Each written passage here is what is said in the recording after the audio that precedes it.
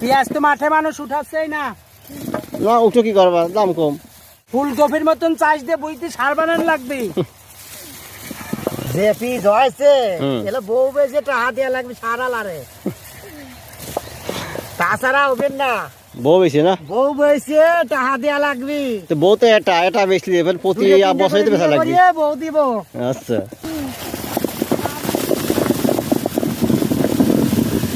মুরগির তো দাম নাই, দাম নাই, এবারে কৃষক শেষ। শেষ।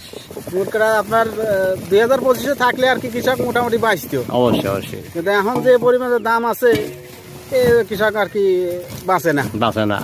7,000 8,000 টাকা করে বাঁচনা গেছে, এখন 1500 টাকা করে মন। সারের দাম বেশি, মেডিসিনের দাম বেশি।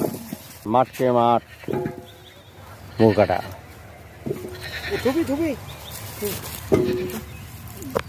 দাম নাই, ফেরাই রাখছে সব। দামের আশায় সব মাঠকে মাঠ মুখ কাটা ফেরাই রাখছে।